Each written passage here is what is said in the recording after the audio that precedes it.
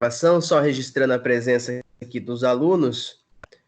Aguinaldo Ribeiro, Amanda Chagas, Ana Carolina Brito, Andressa Glitz, Arlan Maneta, Beatriz Gomes, Bruna Magri, Bruno Segatti, Cibele, Ellen Olímpio, Gabriela Batista, Gabriele Belucci, Herbert Souza, Ingrid Sodré, José Adilson, Júlia Custódio, Lauro Michelino, Letícia, Lídia Alves, Lilian Malane Ferreira, Maria Eduarda, Matheus Godoy, Matheus Vasconi, Micaele Azevedo, Natália Savassi, Nayara Miguel, Patrick Barbosa, Juan Sanches, Tawane Rodrigues e Vitória Silva.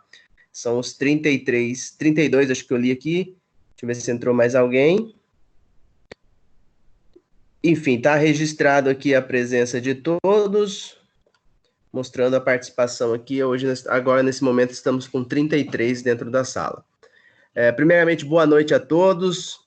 Todo mundo está me ouvindo e está me assistindo? Sim. Sim, professor. Ótimo. Então, vamos lá, que a gente vai começar, então, a aula. Antes de tudo, como é que vocês estão passando aí de Covid? Tá indo tudo bem? Tá todo mundo bem de saúde? Sim, de saúde tá tudo ok.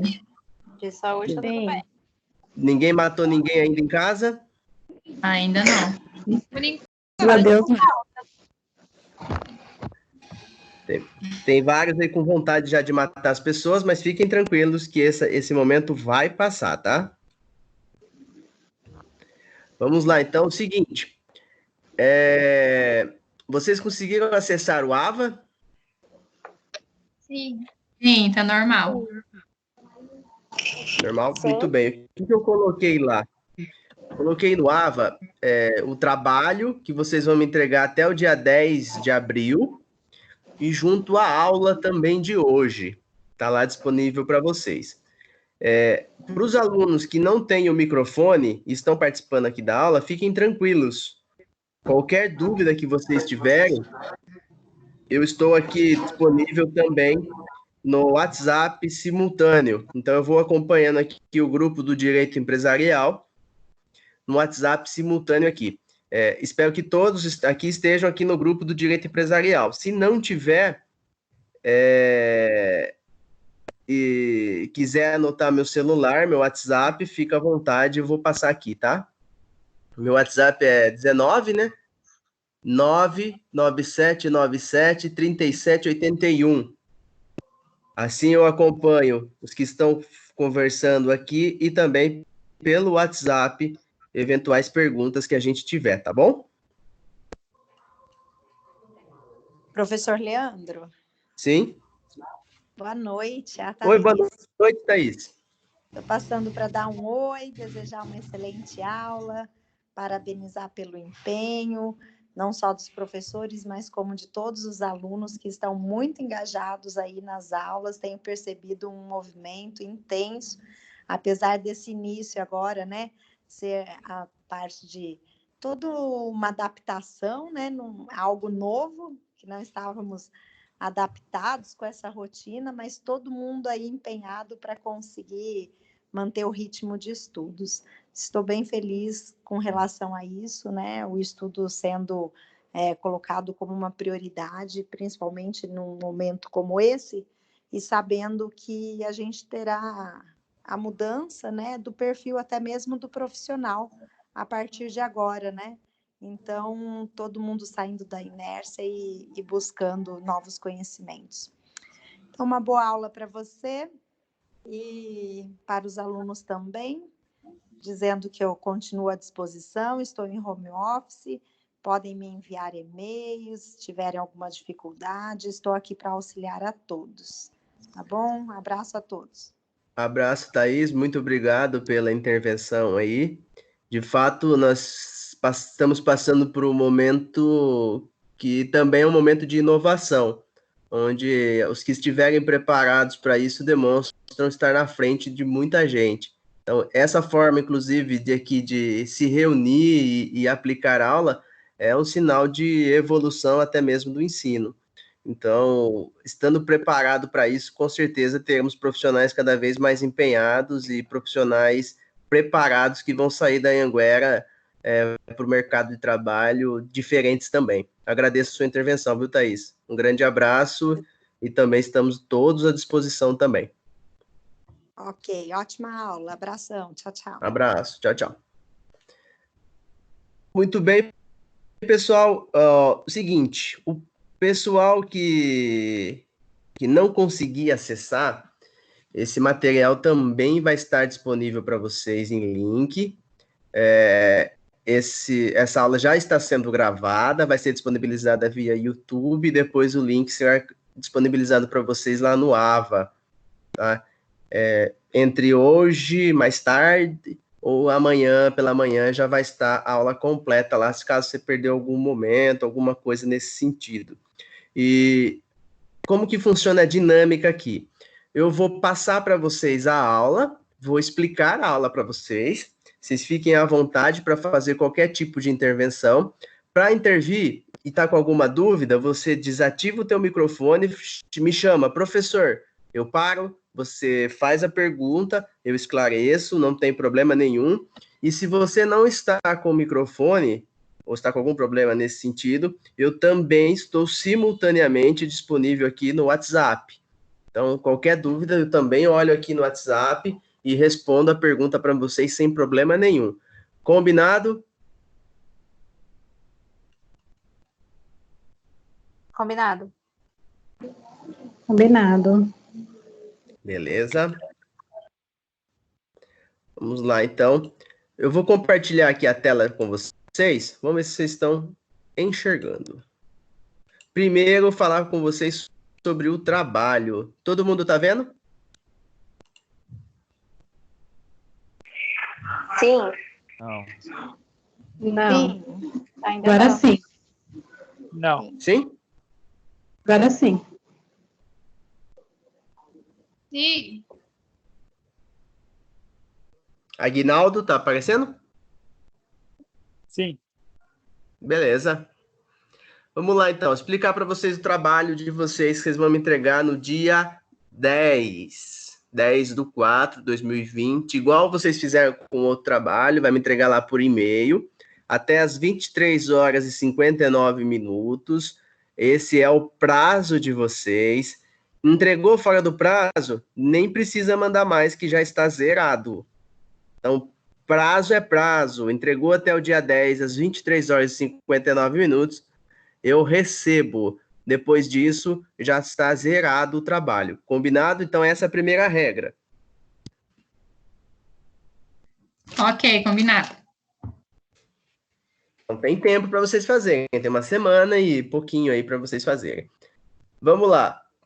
O que vocês vão fazer? Vocês vão fazer uma pesquisa para mim. Vocês vão escolher uma empresa de sociedade anônima, ou seja, uma SA, e vocês vão trazer no trabalho as seguintes respostas das perguntas. Qual é o nome da empresa? Quando foi constituída a empresa? Quem é seu presidente hoje? Data que instituiu ela como SA? Quantos acionistas possui? Qual o valor de mercado hoje? Qual o ramo de atividade que exerce? Qual o faturamento anual? Qual o custo de cada ação? Quem pode comprar ações dessa empresa? E faça um comparativo aí dos últimos 5 anos. Qual foi o maior valor de ação e qual o menor valor, em que data isso ocorreu. Tudo isso vocês vão ter facilidade para encontrar na internet. É só pesquisar aí com calma, que vocês vão achar todas essas respostas na internet, tá? Então, um trabalho bem tranquilinho, bem de boa, que é para ganhar 600 pontos na moleza, na facilidade, hein? O descumprimento de alguma das regras pode causar desconto de alguma pontuação, ou seja, mandar no e-mail errado, não ser no formato, não ter bibliografia, isso desconta ponto. Entregou fora do prazo é 0.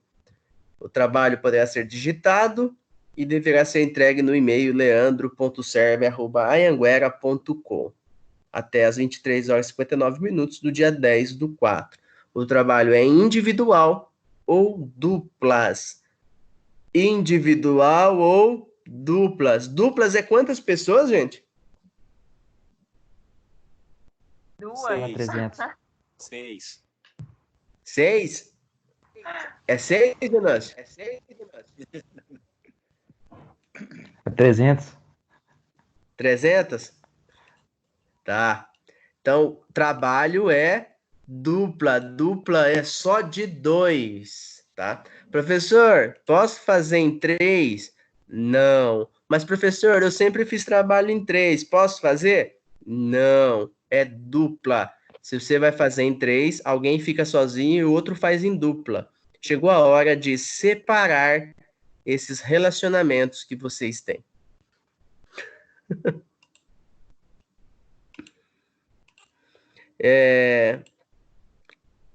Lembrando o seguinte, o título do trabalho no e-mail, coloca lá no título do e-mail, trabalho de direito empresarial, período noturno, pelo amor de Deus.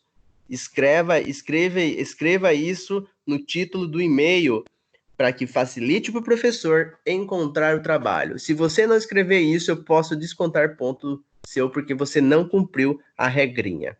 Vale 600 pontos, plágios serão zerados e é obrigatório referência bibliográfica.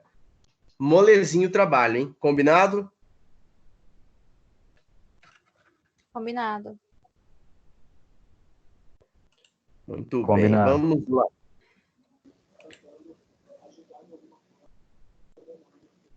Vamos passar agora aqui.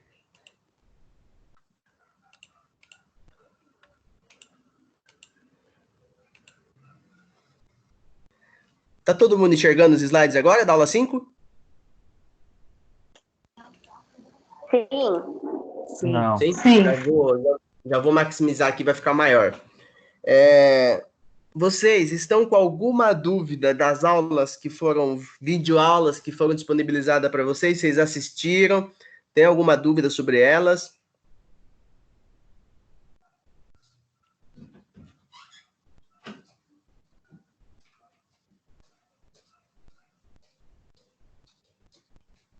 Nenhuma dúvida?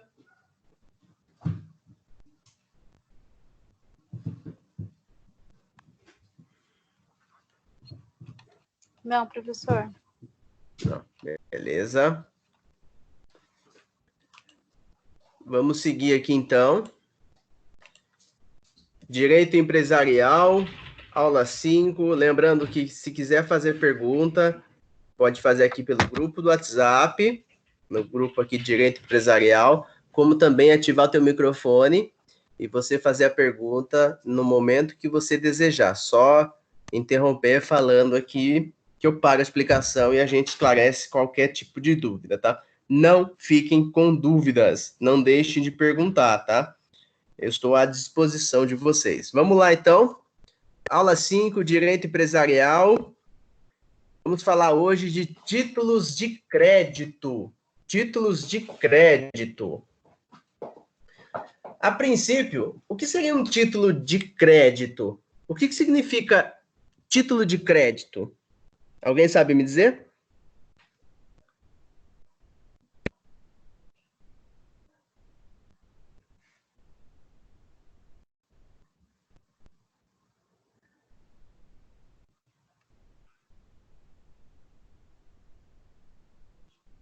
O silêncio me traz reflexões.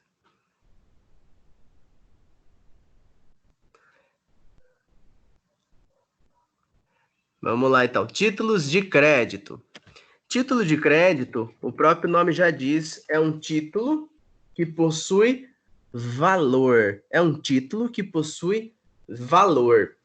Por ser um título que possui valor, ele é um documento e, por conta disso, ele deverá seguir algumas exigências que a própria lei traz, para que se tenha a possibilidade de você, credor, ou seja, aquele que detém o crédito desse título, possa exigir o pagamento dele. Isso é direito que cabe a você, credor. Então, a lei define algumas condicionantes e algumas condições para que se aplique o título de crédito. Então, o título de crédito, ele vai seguir algumas regras que a própria legislação trouxe. De acordo com a legislação, compreende-se título de crédito o documento que permite o exercício literal e autônomo de um direito contido nele, desde que tenha os requisitos a seguir contidos. Ou seja, para que ele tenha validade, eu preciso seguir alguns itens que são necessários, são requisitos necessários para que ele, de fato, tenha valor econômico. Então, eu preciso ter alguns requisitos como data de emissão nele, indicação dos direitos que confere ao portador ou pessoa que lhe caiba e a assinatura de quem está emitindo esse título de crédito. Isso são requisitos essenciais para que eu tenha um título de crédito e, por conta disso, você, credor que detenha esse título, possa receber o valor ali contido. Então, tais títulos estão presentes em nosso cotidiano, como cheque, nota promissória e a duplicata, por exemplo, são títulos de crédito que, para você exercer o direito de valor, eles precisam ser preenchidos de forma correta. Como todos os institutos em direito, os títulos de crédito possuem princípios elencados a seguir. Então, são princípios desses títulos de crédito: cartualidade ou incorporação, literalidade, autonomia e abstração. Calma que a gente vai passar um por um, explicando cada um desses itens. Até aqui, vocês entenderam o que é título de crédito? Sim. Volta lá o slide anterior, professor, fazendo um favor.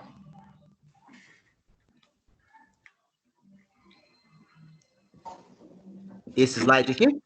Isso, só um minutinho que eu já... Tá. Lembrando que esses slides já estão no aba de vocês, tá? Pronto, obrigada. Pronto? Prontinho. Tá. Tranquilo aqui? Todo mundo entendeu o que é um título de crédito? Tá clareando devagarzinho. Tá. Vamos lá, então. Professor, no slide passado, o professor colocou ali que ele necessita assinatura. Ele tem que ser assinatura a punho ou qualquer coisa que diga o nome dele já está tudo bem? Não, tem que ser uma assinatura que seja... Porque se der confusão, eu preciso reconhecer essa assinatura. O que acontece muitas vezes é que a pessoa faz só um visto, né? O visto, ele tem validade se eu conseguir comprovar que aquele visto foi feito pela pessoa que emitiu. Caso contrário, ele não tem validade. Valeu, professor. Tá. Vamos lá, então. Seguindo aqui. Esses princípios aqui da cartualidade e incorporação, literalidade, autonomia e abstração, visam garantir a abrangência e a materialidade do título de crédito, para que as pessoas envolvidas possam ter a garantia de que o título produzirá seu efeito jurídico.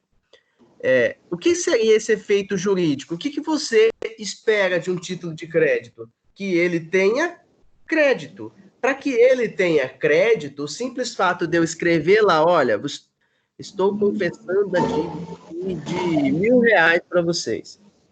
Estou fazendo aqui uma nota promissória de R$1.000 e dou para você a nota promissória.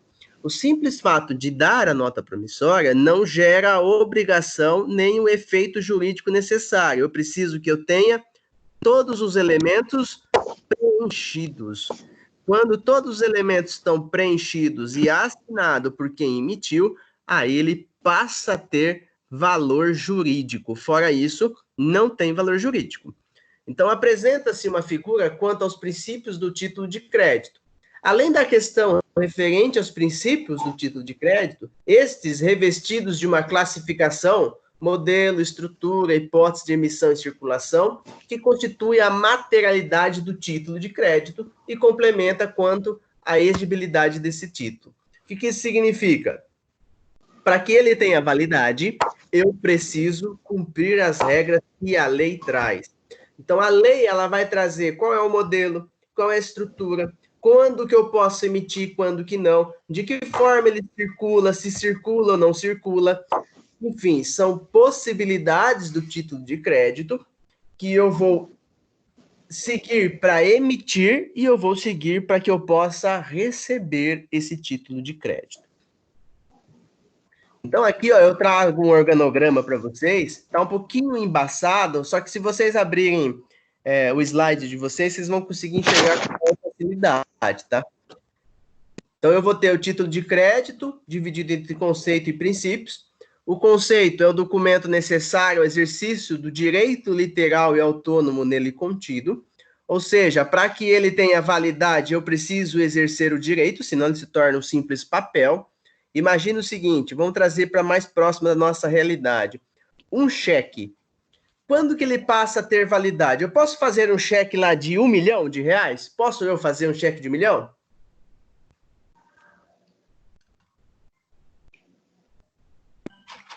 Pode. Posso? Pode. O que eu preciso para fazer um cheque Se de você R$1 milhão? tiver 1 milhão, Ter dinheiro na conta. Não, para fazer o cheque eu não preciso ter dinheiro na só de uma caneta. verdade. Então, para fazer o cheque, eu posso fazer só tendo uma caneta. Então, se eu tiver uma caneta e preencher todos os itens do cheque, o cheque passa a ter validade, porque eu cumpri todos os requisitos da lei. Agora, para quem receber o meu cheque de R$1 milhão, para que ele exerça seu direito de receber esse cheque, eu preciso que eu tenha o quê? Dinheiro. Dinheiro. Esse é um dos requisitos para que o cheque seja descontado, ou seja validado. Eu preciso que o dinheiro esteja na minha conta bancária correspondente ao cheque que eu emiti.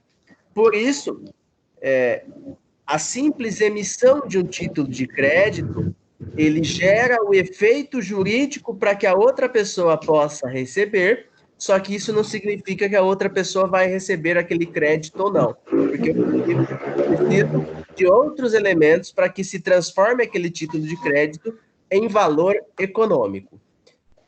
Então, o conceito é que o documento precisa estar ok para que eu possa, pelo menos, ter o direito de exercer o que eu tenho na mão, esse título, e conseguir receber o crédito nele existente. Esse é o conceito de título de crédito. Os princípios. Cartualidade ou incorporação, que é o quê? O título de crédito é o documento necessário ao exercício do direito nele mencionado. Ou seja, ele precisa estar devidamente preenchido. Devidamente preenchido com todos os itens ali existentes. Outro princípio, literalidade. O título de crédito vale pelo que nele está escrito. Se eu estabelecer que o título de crédito é R$1, só que a minha dívida com você é de R$1.000 e você aceitou o título de R$1, você vai conseguir receber R$1.000? Não, você vai conseguir receber só o que está literalmente escrito dentro desse documento. O outro princípio é o princípio da autonomia. Princípio da autonomia. Esse princípio é dividido em 3 itens. A abstração, que é quando o título circula, ele se desvincula da relação que lhe deu origem. Por exemplo, um cheque. Um cheque, imagina o seguinte aqui. Deixa eu tirar o slide aqui. Imagina que eu com o Aguinaldo aqui vou emitir um cheque para o Aguinaldo. Olha, Aguinaldo, estou aqui emitindo um cheque de R$1.000 referentes aos serviços que você prestou para mim. Estou te pagando em cheque. E, Aguinaldo, vou pedir para você descontar esse cheque daqui 10 dias, que é quando vai ter dinheiro na conta. Esse simples ato de eu emitir um cheque para o Aguinaldo, o que o Aguinaldo vai ter na mão? Um título de crédito. Esse título de crédito que o Aguinaldo vai ter na mão, ele pode ser descontado ou não. A única relação que eu dei e a garantia que eu dei é que para que ele desconte daqui 10 dias. Então, se ele pegar o cheque e passar para outro para pagar uma dívida também de R$ 1.000, ele tem essa autonomia, porque o título de crédito ele vai circular, ele pode ser circulado, a não ser que eu, ao emitir o título de crédito, eu evito que esse título circule.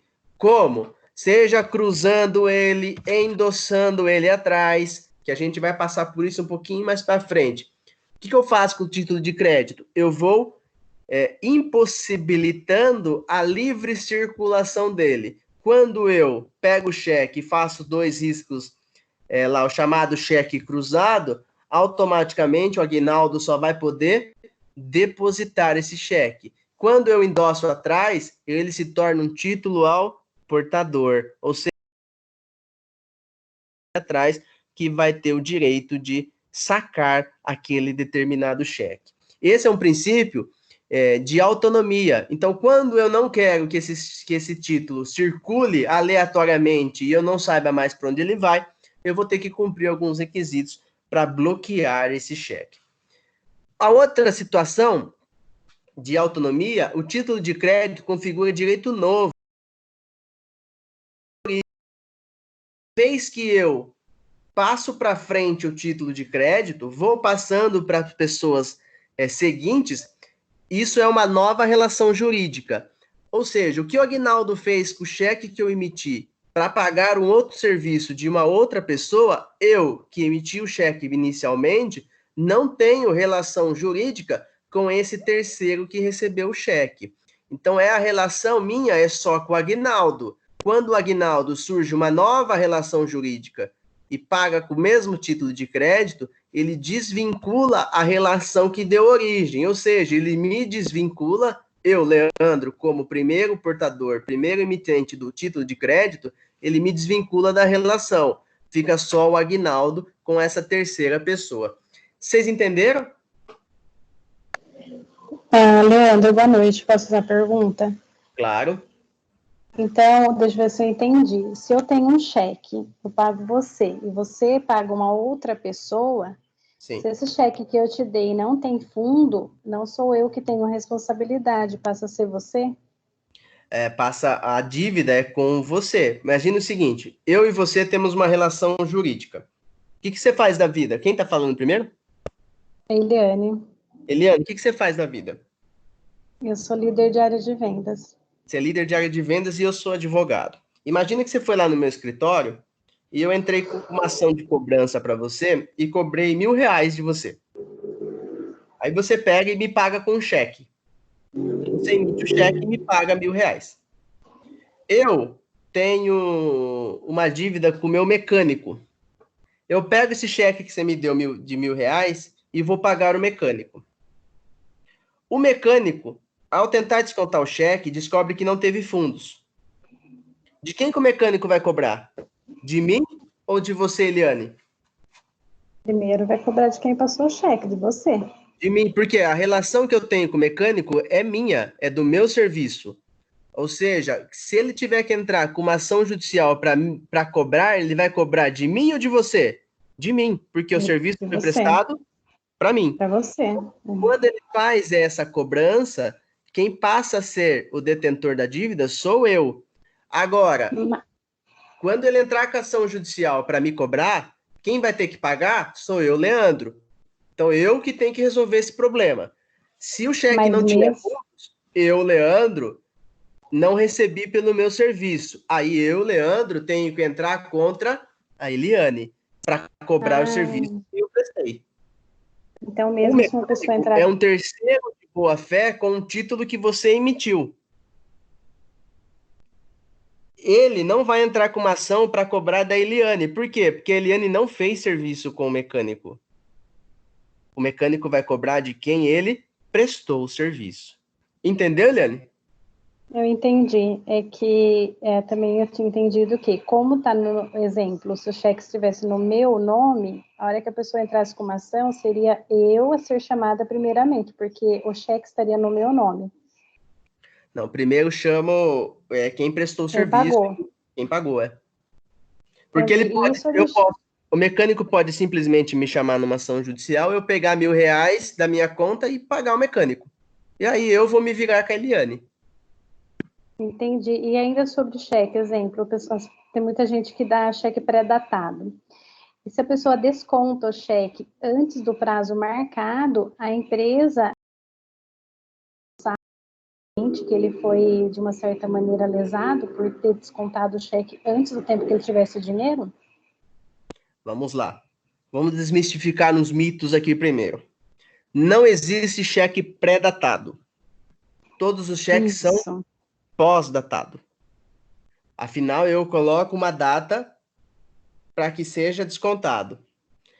Quando eu coloco uma data pós-datado, eu coloco uma data, isso é mera liberalidade de quem detém o crédito. Ou seja, Eliane, imagina o seguinte, mesma relação, você vai me pagar meus honorários com um cheque e fala o seguinte, Leandro, desconta esse cheque, por favor, daqui 30 dias. Eu vou lá e desconto no dia seguinte. Eu, Leandro, estou errado? Não. Por quê? Título de crédito é sempre pagamento à vista. A relação de pré-datado e pós-datado, que muita gente fala errado, pré-datado, na verdade seria pós-datado, só que popularmente a gente chama de pré-datado, é só uma combinação entre o credor e o devedor. O fato de você emitir o título de crédito já é um pagamento à vista.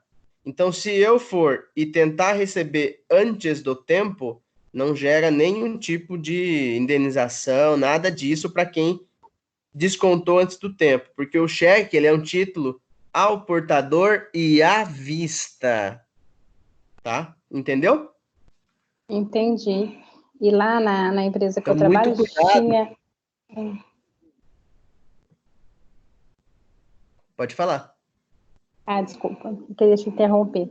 Nós tínhamos um advogado até que fazia cobranças para nós algum tempo atrás, justamente de cheques, né, que a gente não conseguia receber.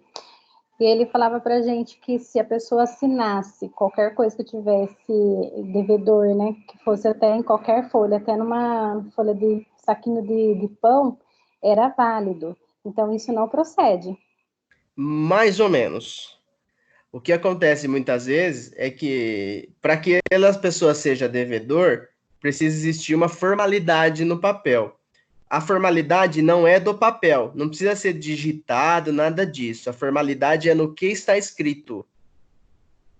Então, o que muita gente faz hoje em dia não é mais receber em alguns títulos de crédito, mas sim receber por confissão de dívida. Então, eu faço um documento de confissão de dívida onde eu obrigo e declaro a outra pessoa de que ela está confessando que ela tem uma dívida comigo.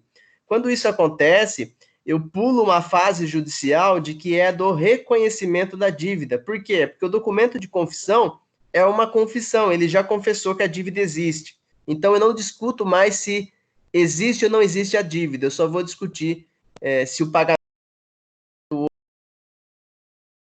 A grande maioria das empresas estão partindo já para documentos de confissão de dívida, mas eu posso fazer tanto por cheque quanto nota promissória, todos esses já são títulos executivos, ou seja, títulos que eu posso, de maneira judicial, cobrar sem precisar comprovar que existiu a relação de comércio, de compra e venda, que vai garantir o título. Por quê? Porque quando eu faço o título de crédito, ele já tem um crédito dentro desse título. Então, escrever numa folha de papel, você me deve R$ 5.000, e a pessoa assinar, não é bem assim que funciona. O termo de confissão de dívida, ele exige outros requisitos, vocês vão aprender um pouquinho mais para frente.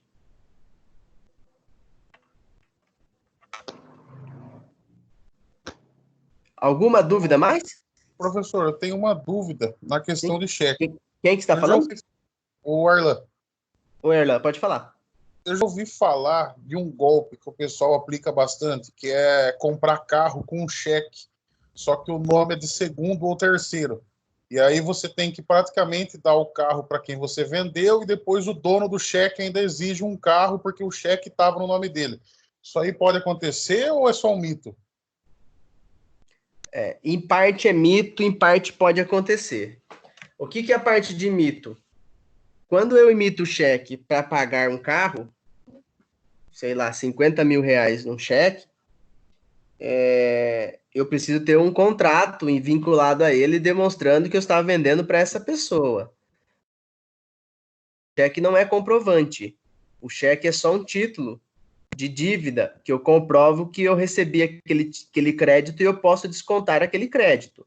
O que tem muito golpe com questão de cheque e vinculado a carro é eu emitir um cheque, ou então eu receber um cheque de um terceiro, faço uma relação jurídica com você, você me dá um cheque de um terceiro, quando eu vou descontar não tem fundo, eu vou cobrar de você, você já desapareceu, o único título que eu tenho é o cheque, quando eu vou cobrar esse cheque, descubro que o cheque tem alguma ilegalidade nele, ou ele é falso, ou ele não existe aquele nome, não existe a conta, aí eu caí num golpe.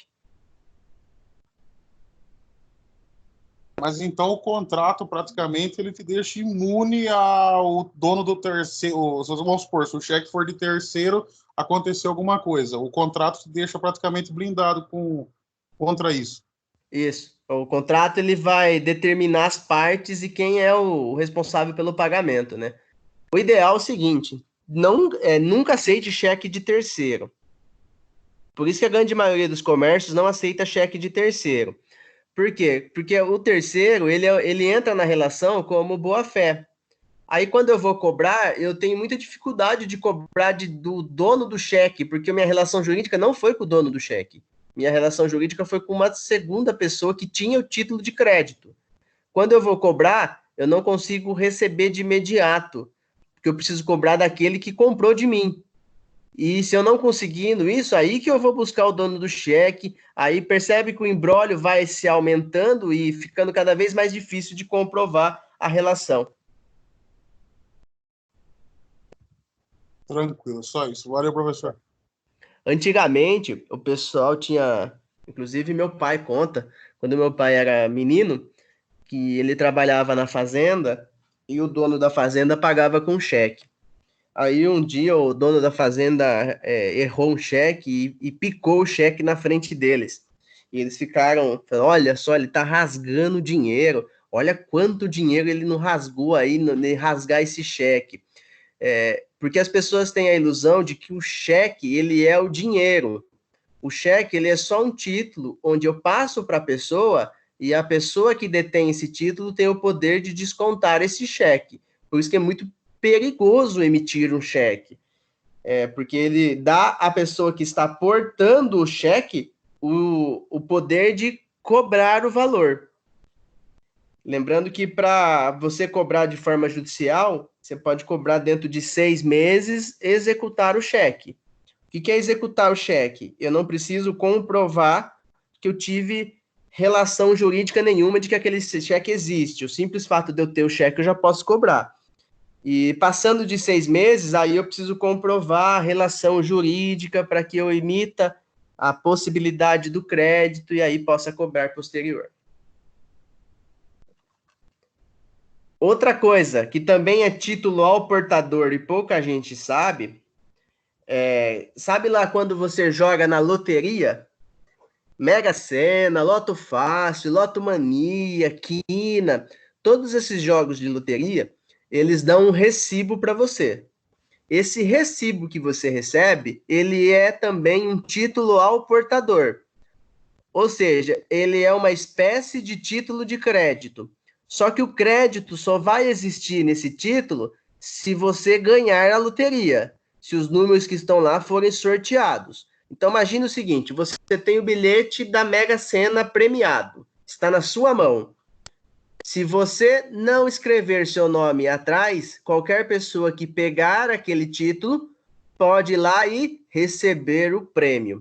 Se você escrever seu nome atrás, esse título está endossado, só você vai conseguir retirar qualquer prêmio que tiver na Mega Sena. Então, a dica para você nunca sofrer nenhum tipo de golpe é: jogou na loteria, escreve teu nome atrás, bota teu CPF atrás, que ninguém mais vai conseguir retirar o prêmio que não seja você.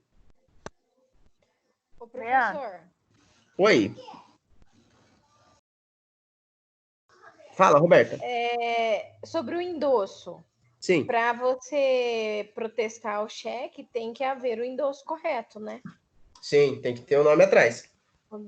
Entendi. Qual que é? E daí o prazo é os 6 meses mesmo. Os 6 meses para você cobrar o título executivo. Depois de 6 meses, você precisa reconhecer primeiro a dívida para depois cobrar. Aham.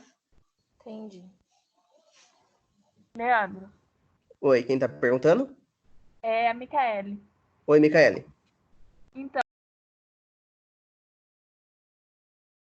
não existe o cheque pré, seria só o cheque à vista, mas a gente sabe que no comércio ainda usam-se os dois, né? Sim. E eu queria perguntar por que então, tipo, eles ainda continuam aderindo a esse tipo? Por que não ficaria só cheque à vista, no caso? Porque é uma relação de combinar com o dono do crédito. Quando eu vou numa loja comprar uma roupa e vou pagar com cheque, eu estipulo lá: olha, eu vou ter dinheiro para pagar esse cheque, você pode descontar daqui 20 dias. Isso é um combinado entre eu, o cliente, e o comerciante. Por que ainda existe isso? Porque é preferível eu esperar 20 dias para receber do que você não comprar. Então, eu faço essa combinação com você. Mas, a princípio, o cheque ele é um título à vista. Muita gente, inclusive, quando vai dar golpe, empresas que vão dar golpe, eles pegam os cheques, todos os cheques pré-datados, e vão descontando aleatoriamente seguidos, para ver o que consegue de dinheiro antes de quebrar.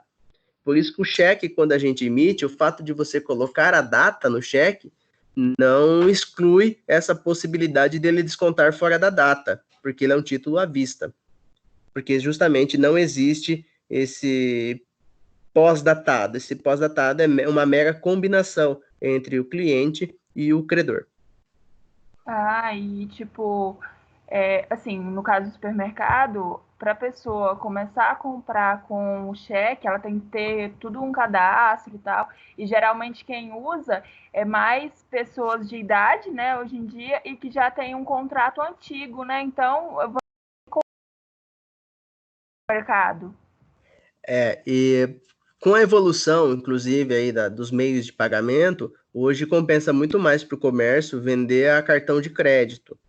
Sim. Porque o crédito o comércio nunca perde, porque se ele passou o cartão e confirmou a venda, já era, porque o comércio vai receber aquele valor. Quem vai ficar com a dívida é o banco.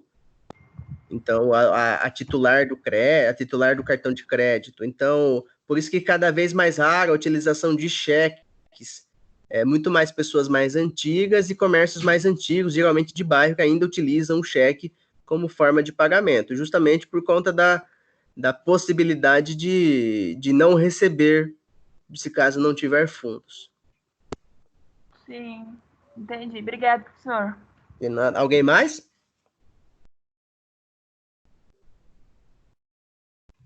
Vamos seguir aqui, então. Outra situação da autonomia do título de crédito é a inoponibilidade de execuções pessoais. O portador do título de crédito não pode ser atingido por defesas relativas ao negócio anterior, o qual não participou. Nesse caso, o portador será do terceiro de boa-fé. Eu disse para vocês, faço a relação entre eu e você, essa relação está só entre nós dois. Quando eu pego esse cheque e passo para um terceiro, esse terceiro não sabe da relação que eu tive de forma anterior. Portanto, ele se torna um terceiro de boa-fé. Por isso, ele não é atingido pelo negócio que aconteceu anteriormente. que foi o exemplo que eu trouxe aqui da Eliana e do mecânico e tudo mais. Entenderam essas condições do título de crédito? Posso passar de slide?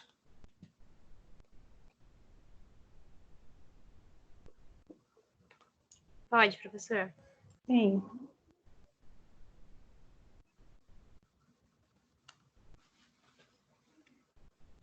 Vamos lá, então. Próximo slide. Outro aspecto de grande relevância ao tratarmos os títulos de crédito refere-se ao endosso e ao aval, que possibilitam a circulação daquele garantindo os direitos que os constituem. Aval é a garantia de um terceiro a um título de crédito, prevista na legislação vigente no Código Civil, no artigo 897 e 898. Com ele, temos a materialização da solidariedade entre as partes da dívida prevista no título de crédito. Vale ressaltar que pode ser parcial ou total, de acordo com o Decreto-Lei número 57.663 de 96. O que é o aval? O aval é a solidariedade da pessoa que está dando o crédito, o título de crédito, para o próximo que está recebendo. Quando ele dá o aval, ele se torna um avalista, ou seja, ele dá a garantia do crédito. Isso está lá no Código Civil, o artigo 897 e 898. E o endosso, que é o mais comum, consiste na transmissão do título por meio da assinatura no verso. Endosso em branco ou completo, endosso em preto ou completo, endosso mandato, endosso calção. Então, eu posso endossar, que é o quê? Assinar o cheque atrás, onde eu garanto para quem vai o cheque. Então, aquele que assinou atrás, a princípio, é o detentor exclusivo do crédito. Tem várias formas de endosso. Eu posso endossar por mandato, ou seja, eu determino quem vai receber. Eu posso endossar por calção, ou seja, eu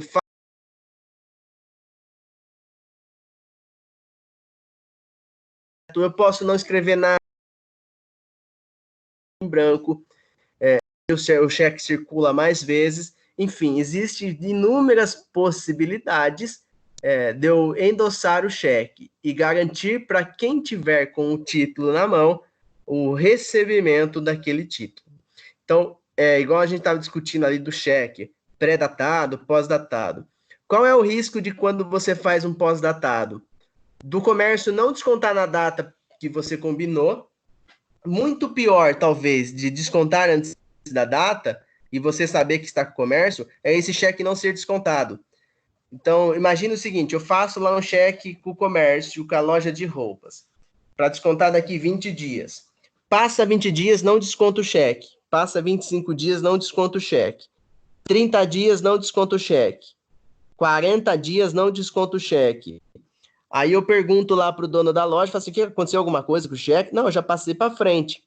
Aí você vai ficar sempre naquela preocupação de quando é que vai cair o cheque.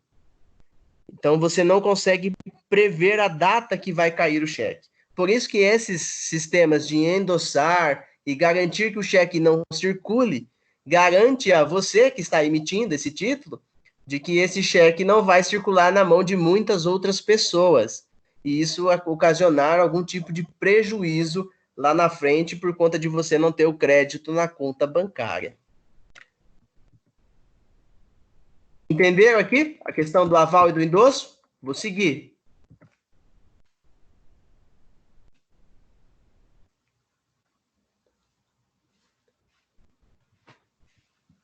Vamos lá, os itens do título de crédito, eu vou ter a apresentação do título, que pode ser compreendida como o momento do recebimento do título pelo credor ou devedor, do credor ao devedor, a ausência do aceite do não pagamento ao instituto do protesto, no qual trata-se de apresentação pública do título, visando o seu recebimento, e se isso não ocorrer, o protesto parte do procedimento para ação cambial. Então, se você não teve o pagamento, você pode protestá-lo, não só o cheque, mas também a nota promissória e outros títulos de crédito, você também vai poder protestar. A ação cambial é a execução judicial do título buscando a exigibilidade dos direitos que o título contém. entre eles o recebimento pelo seu credor. Então, a ação cambial é a ação judicial, ou seja, eu vou ingressar na justiça cobrando esse título. Então, os títulos eles têm prazo de validade para que eu cobre esse título. Se eu não cobrar em determinado período, aí eu tenho que entrar com uma segunda ação, que chama ação monitória, onde eu confirmo primeiro a dívida para depois executar o valor que a justiça determinar da dívida. Quando eu tenho cheque, eu não discuto a dívida, eu discuto só o valor do cheque. Eu já tenho esse título confirmado pelo próprio cheque que já foi emitido, pela própria nota promissória que já foi emitida. E a letra de câmbio é utilizada pelas instituições financeiras, sendo uma ordem de pagamento que o sacador, pessoa que emite o título de crédito, emite ao sacado, visando que este pague a importância contida no título a um terceiro. Letra de câmbio utilizada muito mais por instituições financeiras para pagar terceiros que precisam receber algum tipo de crédito. Essas são o passo a passo aqui da letra do título de crédito para que a gente possa receber o valor nele contido. Tranquilo aqui? Posso seguir?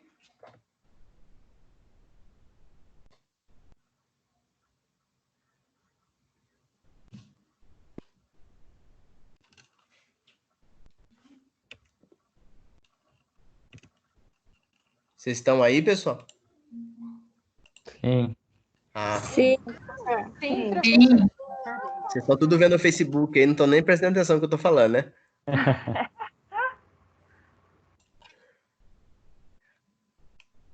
Vamos lá, pega aí. Vocês estão enxergando o slide? Sim. Tá muito pequeno, professor. Sim. Calma aí, aumentou agora. Sim. Vamos lá. O primeiro desses títulos de crédito, que a gente vai estudar mais de forma aprofundada, é a nota promissória. A nota promissória existe desde 1908. Ela consiste em uma promessa de pagamento realizada entre o sacado e o sacador. O primeiro sacado é o credor do título. Já o segundo sacador é o emitente do título. Então, a nota promissória é uma promessa de pagamento. Então, é você emitir um documento onde é um título de crédito, onde você se compromete a pagar aquele determinado título. E aí, quando você paga, você pega de volta essa nota promissória e rasga, joga fora, guarda e fica com você. Devedor, você vai emitir as notas promissórias. Então, vamos lá. Estou devendo 50 mil reais para o Venâncio. Estou devendo 50 mil reais para o Venâncio. Ó, Venâncio, eu vou te dar aqui uma nota promissória de 5 notas promissórias de 10 mil reais cada uma. No primeiro mês que eu combinei o pagamento, vou lá, dou 10 mil reais para o Venâncio me dá a nota promissória que eu emiti. Pega a nota promissória e fica comigo. Segundo mês, dou mais 10 mil reais e ele me dá a nota promissória de volta. Terceiro mês, dou 10 mil reais, pego de volta a nota promissória. Aí dá um problema, não pago o quarto mês e o quinto mês. O Venâncio vai me executar, ou seja, vai entrar com uma ação cambial, vai entrar com uma ação judicial contra mim, me cobrando os 50 mil? Não, só vai me cobrar as notas promissórias que foram emitidas. As duas notas de 10 mil, cada uma delas. Então, quanto aos requisitos essenciais para a nota promissória, temos a expressão nota promissória, precisa estar escrito no documento que é uma nota promissória. É uma promessa incondicional de pagamento de quantia determinada. Então, cada nota promissória, o valor que está ali determinado, é uma promessa de que eu vou pagar aquilo. O nome do credor da promessa, ou seja, nome de quem vai assinatura de quem está emitindo, ou seja, assinatura do devedor, data e local do saque ou da emissão, data e local do pagamento. Tudo isso vai ter que estar estipulado dentro da nota promissória. A nota promissória é uma promessa de pagamento. Entenderam o que é uma nota promissória? Sim. Sim. Sim. Sim. Beleza. Isso é nota promissória. Próximo. Duplicata. Vamos lá para duplicata. A duplicata está regida lá pela Lei 5.474 de 68. Está sempre vinculada a uma nota fiscal ou fatura, visto que consiste em um título de crédito causal que tem origem em uma atividade mercantil, compra e venda, ou até mesmo a prestação de serviço. Os sujeitos da duplicata também são o sacador, emitente do título, e o sacato, devedor do título. Então, a duplicata é um documento que deve ser acompanhado da nota fiscal ou da fatura do que eu estou faturando para aquela determinada pessoa ou determinada empresa. O que está acontecendo muito hoje em dia e dá muito problema na hora de cobrar? As prefeituras todas já modernizaram as formas de emissão de nota fiscal. Eu tenho certeza aqui que deve ter alunos aqui que trabalham emitindo nota fiscal. Hoje as notas fiscais são eletrônicas. Ou seja, você coloca lá as informações no sistema, dá OK, a nota fiscal é emitida de forma eletrônica e por conta disso acaba não saindo a duplicata. O que seria a duplicata? Era a comprovação, estava vinculada àquela nota fiscal. Por conta de não sair a duplicata, cada comércio deveria produzir a própria duplicata. E quando você não faz isso, dificulta bastante para você cobrar por meio dessa duplicata, porque a lei exige a duplicata para cobrança de título de crédito. Quando ela não tem, você não consegue cobrar. Então, os requisitos essenciais para a duplicata, ela precisa estar escrito o nome duplicata, como vocês podem ver aqui em cima no desenho, é na parte de cima aqui. Data da sua emissão e número de ordem, quando foi emitido. O número da fatura da qual foi extraída, ou seja, qual é a nota fiscal que está vinculada a essa duplicata. A data do vencimento ou declaração de ser paga à vista. Nome e domicílio do credor e do devedor. Importância que deve ser paga. Local do pagamento. Declaração da concordância do devedor assinada. E alguma cláusula de a ordem, alguma cláusula que você determine a forma como isso vai acontecer, se tem juros ou não tem juros. A duplicata, hoje, é um dos grandes problemas da nota fiscal eletrônica, porque ela não emite a duplicata. E aí, quando você vai tentar cobrar alguém que não pagou, a justiça não aceita nenhum outro documento que não seja a própria duplicata. Então, quando a gente vai fazer assessoria para empresas, por exemplo, tem algumas empresas que a gente presta assessoria jurídica, a gente tem que mudar toda a sistemática, desde a emissão da nota até da entrega do produto.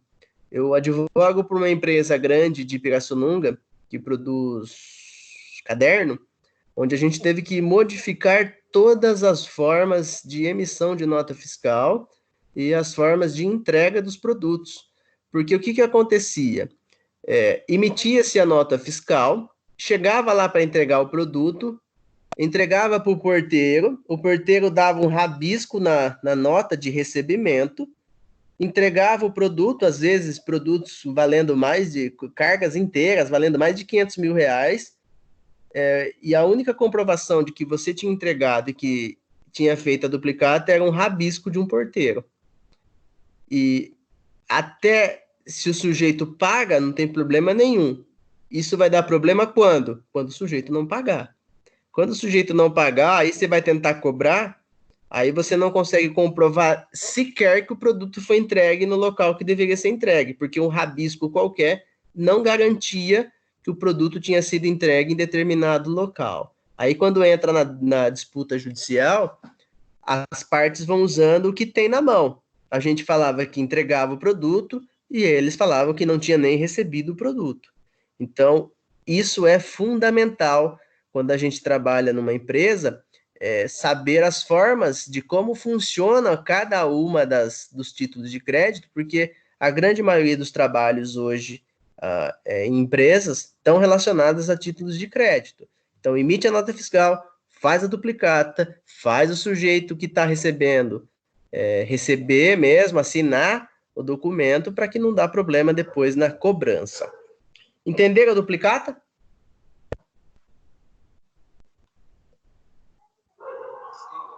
Sim. Sim? Beleza. A duplicata pode ser recusada pelo sacado em casos específicos de acordo com a nossa legislação vigente. Por exemplo, o não recebimento da mercadoria ou na entrega se tal mercadoria estiver avariada, ou ainda se a mercadoria apresentar vícios, diferença na sua qualidade ou quantidade, entre outras condições, onde eu, ao receber a duplicata, receber porque a carga não está de acordo com o que foi pactuado num contrato anterior. E isso é um problema recorrente, e vocês que estão se formando aqui em administração e ciências contábeis, é fundamental estar atento a essas condições. Quando vocês se tornarem administradores, vocês precisam conhecer todo o procedimento completo das empresas onde vocês trabalham, inclusive hoje.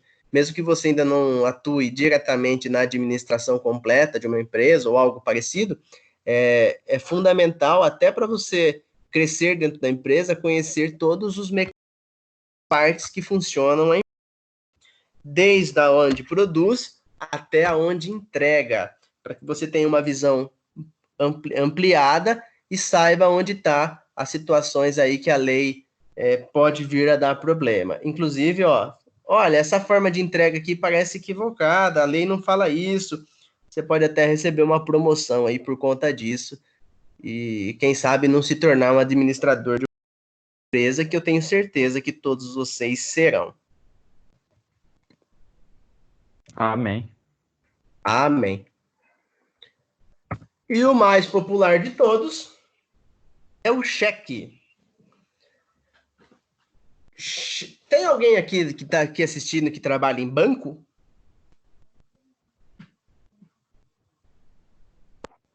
Eu só devo. Você só deve para banco?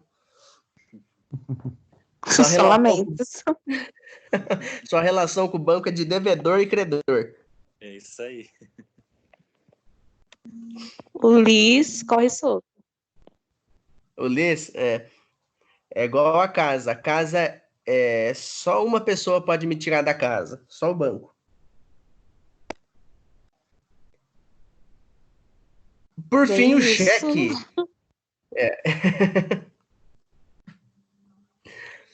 O cheque. O cheque é uma ordem de pagamento à vista, como eu disse para vocês. Ele é uma ordem de pagamento à vista, desde que haja provisão de fundos por parte do sacador. As figuras desse título são o sacador, emitente e devedor principal, o sacado banco e o beneficiário credor do cheque. Então, é uma relação de 3 partes. Primeira parte, aquele que está emitindo o cheque, ou seja, o sacador, o devedor. Essa é a primeira parte do cheque. Segunda parte, o banco. O banco é a segunda parte nessa relação do cheque. Afinal, o crédito, o dinheiro em si, deve estar vinculado a uma instituição financeira. Você, por exemplo, não vai conseguir construir um cheque aí na sua casa, no computador, e o dinheiro para pagar esse cheque vai estar dentro do colchão do teu quarto. Aí você emite esse papel e fala assim, olha, estou te emitindo esse cheque, você vai descontar daqui 20 dias lá em casa, no colchão de casa. Não é isso que acontece. Então, eu preciso ter nessa relação o banco. E o terceiro, o beneficiário, ou seja, aquele que vai receber esse valor. Perceba, então, aqui no cheque, que ele tem diversas informações que são muito importantes para o cheque. Por exemplo, ele vai ter o número do cheque, o número do banco, o número da conta bancária que está vinculada. Ele vai ter aqui embaixo. Vocês conseguem ver meu mouse?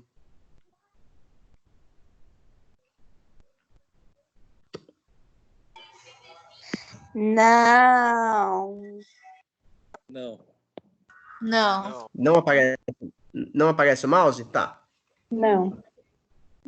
Muito bem. No cheque, então lá no campo de cima do cheque, você vai ter o número do cheque, número do banco, agência, conta corrente, enfim, dados do cheque. E na casinha do canto direito superior, você vai ter uma casinha em branco, onde você vai preencher o valor do cheque. Aí, cada um faz de um jeito. Digita o valor, bota esse hashtag aqui, esse joguinho da velha. Para que serve esse joguinho da velha? Alguém sabe para que serve?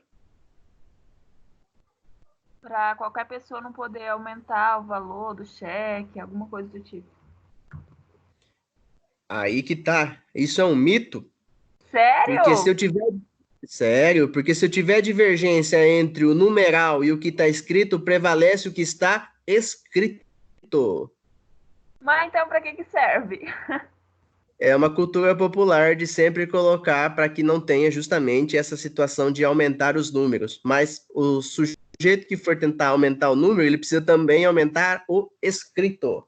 Nossa, fui enganada a vida inteira. Seja bem-vindo à informação. Aí na parte de baixo, a gente tem o escrever por extenso o cheque. O que é escrever por extenso? Eu vou escrever o numeral, que aí é a parte mais importante, porque se eu tiver divergência entre o numeral em cima e o que está escrito embaixo, prevalece o que está escrito. Se a divergência for muito grande, pode ser, inclusive, anulado o cheque por divergência de informação. Então, quando eu vou escrever o cheque, aí é importante eu não deixar muito espaço para que outra pessoa venha e acrescente numerais. Só que quando a gente escreve aqui, no exemplo desse cheque aqui, R$123, mesmo que eu não preencha o resto com esses risquinhos aqui que as pessoas fazem, qualquer coisa que tentarem acrescentar nisso fica sem sentido a frase, porque o numeral já está descrito. Então, a sugestão é, toda vez que eu escrevo o número, eu coloco ele entre parênteses. Aí não tem mais como alterar aquele número que foi escrito. Mesmo que você não coloque os riscos que vem depois, que cada pessoa faz de um jeito, não tem como alterar mais esse número. Depois disso... Oi. Mas, por acaso, vamos dizer, na escrita, às vezes a pessoa erra alguma coisinha, ou rasura e tal, o número que está em cima serve para comparar ou não? Tipo, Alguém eu atendeu o telefone aí. ou escrevi alguma coisa errada e tal, aí serve para comparar o numeral? Serve para comparar. Para título de comparação, serve. Mas se tiver acrescentado um número em cima e embaixo estiver escrito, vai prevalecer o que está escrito embaixo. E qualquer coisa, tá na escrita ali, escreveu alguma coisa errada, não tem problema nenhum. O ideal, se você escreveu errado, que vai alterar o valor, o ideal é você rasgar o cheque e fazer outro. Entendi. Agora, se você... Às vezes acontece assim, vamos dizer, a pessoa vai escrever e, tipo, uma coisa que é com 2 S, sabe? Na escrita mesmo, eu falo. O fato de estar escrito errado, de português errado, não interfere na emissão do cheque. Né? Não vai interferir, isso. Entendi. Desde que dê sentido para a frase, né? Porque o que a gente tem que pensar é o seguinte, o cheque é uma vontade de quem está emitindo. Então, quando eu emito um título de crédito, é uma vontade que eu estou expressando no papel. Mesmo que eu escreva de forma errada, o que vai prevalecer é a vontade que eu tinha de escrever. Acontece muito de pessoas escreverem, principalmente 16, 17, com S só, com Z, tem gente que escreve com C, enfim, erros de grafia não interferem no cheque. Ele vai poder ser descontado, porque justamente por isso que a gente tem duas formas de verificar o valor. Em cima com o número e embaixo com o escrito. Só que o escrito prevalece sobre o número. Se tiver muito diferente o que está escrito embaixo do que está em cima, a tendência é que o banco até anule o cheque. Professor, e quem tem letra feia? Depois disso, na terceira linha do cheque, quem tem letra feia? Só lamentos. É porque o professor falou assim que o ideal. erro de ortografia é aceitável, mas quem tem letra feia não tem pra onde correr. O banco que lute.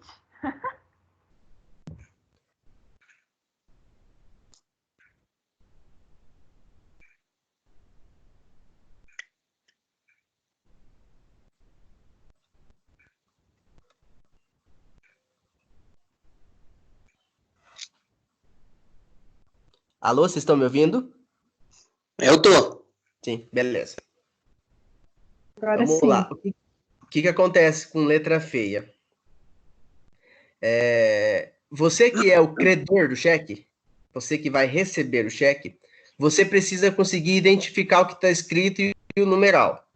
Se a letra estiver muito feia, você deve recusar o cheque e pedir que você mesmo escreva o cheque, para que você não tenha problema na hora de descontar o cheque. Se você não conseguir compreender o que está escrito e por conta disso também não compreender o numeral, porque tem gente que não só escreve feio, como faz número feio também. Aí você deve recusar o cheque e pedir para que seja emitido outro, pelo próprio devedor ali, ou você mesmo preencher o cheque a ponto de você conseguir dar significado para o que está escrito. Professor, entendeu? Outra dúvida, eu já ouvi bastante mito falando que letra de mão em cheque não é muito aceitável. Eles preferem letra de forma. Isso aí é verdade ou não? Não. O que acontece com a letra de mão é justamente da grafia as pessoas não entenderem o que está escrito. E a letra de forma, a tendência das pessoas entenderem mais. Mas pode escrever de mão ou de forma, tanto faz.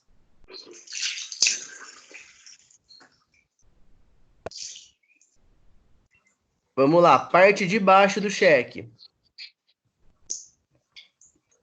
Do lado esquerdo, você vai ter o nome do banco, qual é a agência que está vinculada a esse banco.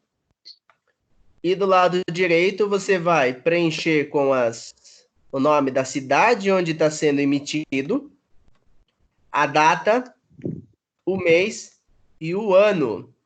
Então, bastante cuidado com o 2020.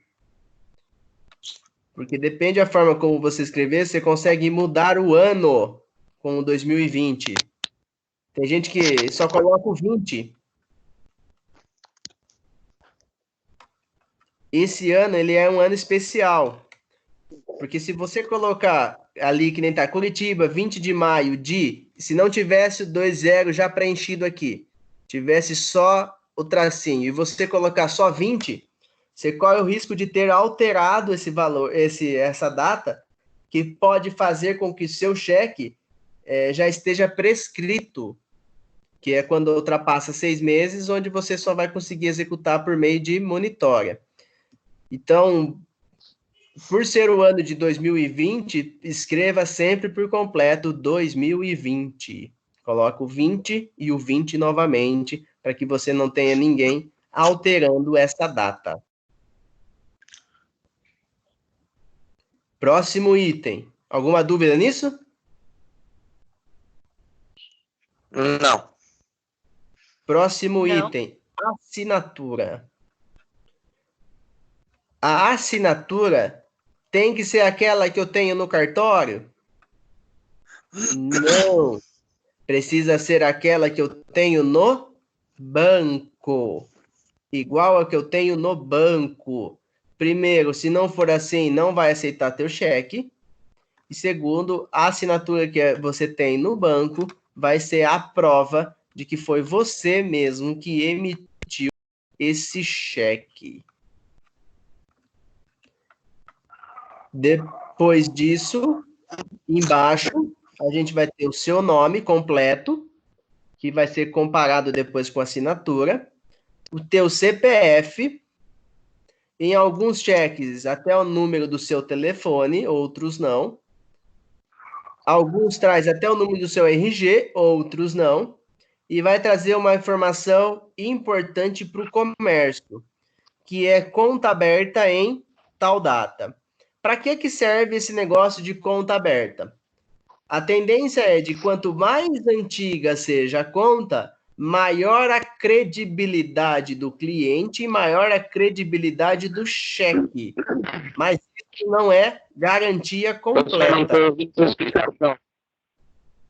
Oi, distorceu um pouquinho o som.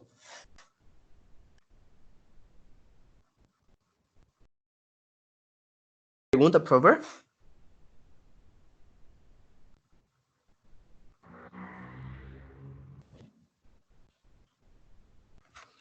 Quem fez a pergunta distorceu um pouquinho.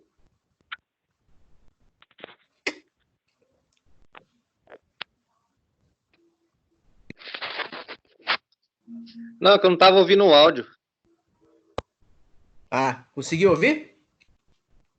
Vamos lá, falo agora de novo ficou da bom. assinatura. Assinatura conseguiu ouvir? A parte da assinatura conseguiu ouvir? Ouvi. Beleza. Então, a parte de baixo aqui do comércio, da conta aberta, ela serve para o comércio ter uma, entre aspas, uma garantia de maior credibilidade, porque quanto maior o tempo de conta, maior é a chance do sujeito ter um relacionamento bancário mais efetivo. Isso não é garantia de nada, mas existe essa possibilidade. E na parte de baixo, temos um numeral aleatório aqui. Esse numeral é um código identificador, que serve como uma impressão digital desse cheque.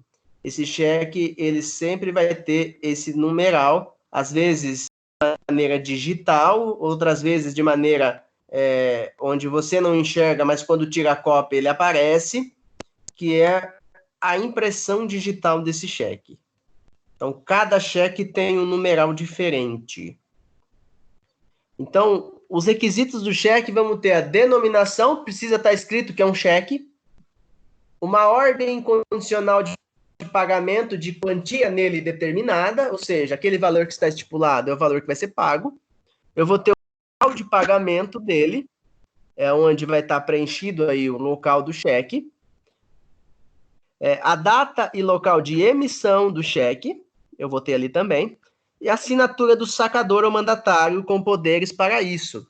Então, tem empresas, por exemplo, que embaixo do nome está lá o nome da empresa e no estatuto da empresa, o próprio banco só aceitam se tiver a assinatura do presidente e do contador. Isso é um relacionamento do banco com o seu próprio cliente para que aceite os determinados cheques que são emitidos. Alguma dúvida sobre cheque? Ô, professor.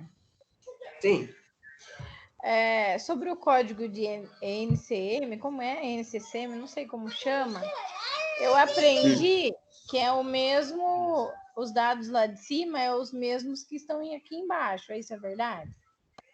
Isso, são os mesmos dados, só que codificados. Codificados, daí você tem que aprender a identificar, né? Isso é uma impressão digital do cheque. Ele serve para que o cheque seja único. Então, mas aqui nesse número eu sei o que é a agência, o que é a conta, o que é o número, né? Sim. Para identificar que o cheque é verdadeiro. Tem que ser a parte de cima e a parte de baixo tem que conter os mesmos dados, não é isso? Isso, exatamente. É isso mesmo. Aqui você começa a olhar aqui, ó, se você olhar nesse cheque, você percebe que começa no 038, 0262. Isso, então são as mesmas informações que estão lá em cima, ó. Isso serve justamente em posições diferentes, né? Isso, às vezes em posições diferentes, mas são as mesmas informações que a gente tem em cima e embaixo para que o banco confirme que o cheque não foi falsificado. Aham. Ah, então tá bom. Tá? Obrigada. Alguém mais tem alguma dúvida sobre cheque?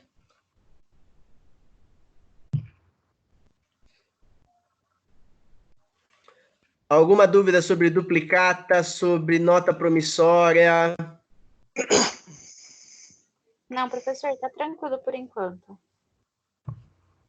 Por enquanto, porque só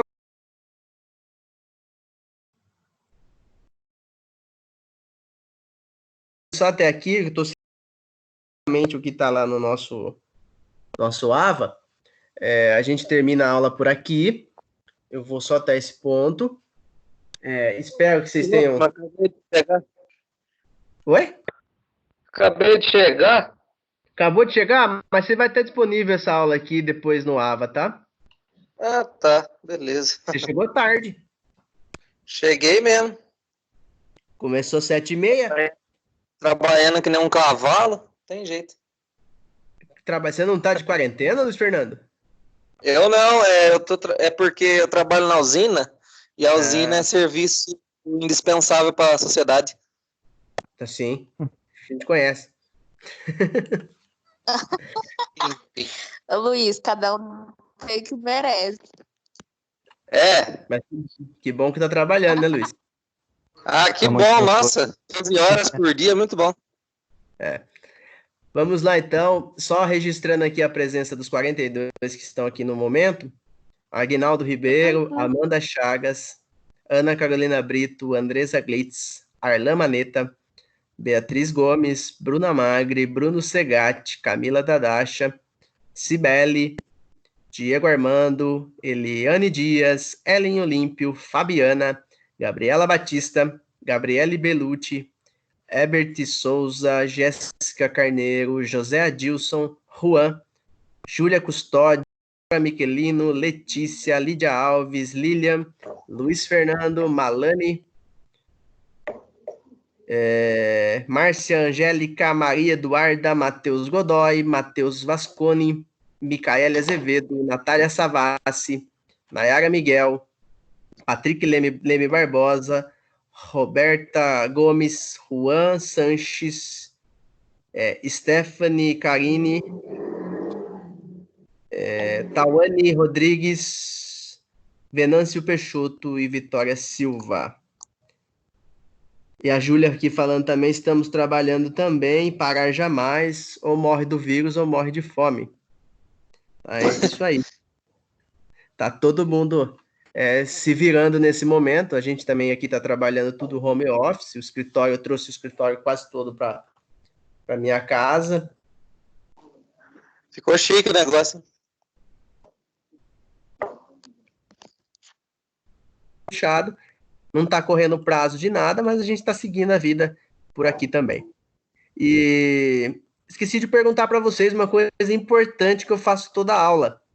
Quais são as notícias dessa semana?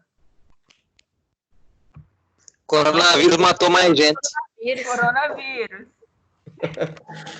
Só tem isso no jornal. Apareceu Era 600 por mês. Liberação do abono. E olha uma coisa, hein?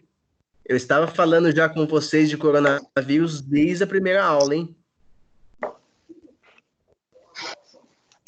Apareceu a melhor notícia agora à noite, professor. Qual foi a notícia, Diego? Apareceu a melhor notícia que agora o imposto de renda foi prorrogado até o mês de junho, cara. Que delícia. O imposto de renda foi prorrogado? Foi, acabou de ser prorrogado agora à noite. Ah, que beleza. O ideal seria que nem tivesse, mas bom para quem trabalha aí nos escritórios de contabilidade ter um tempinho maior para organizar esse período. Beleza, então, pessoal, encerro a aula por aqui. Agradeço a participação de todos. Não esqueçam Obrigado, senhor. Não esqueçam de acessar o AVA, lá está a aula, os slides. Eu vou disponibilizar também essa aula que está sendo gravada até o momento. E já está lá também os slides do trabalho, tá? Agradeço a participação de todos, estou à disposição de vocês pelo e-mail, leandro.serba@anhanguera.com, como também aqui pelo WhatsApp, pelo grupo, enfim, pelo perguntas pessoais também, vocês fiquem à vontade, estou à disposição de vocês, tá bom? Um grande abraço a todos, se cuidem, uma ótima semana, até semana que vem, se Deus quiser. Obrigado. Eu agradeço. Boa noite. Boa noite. Boa noite. Boa noite.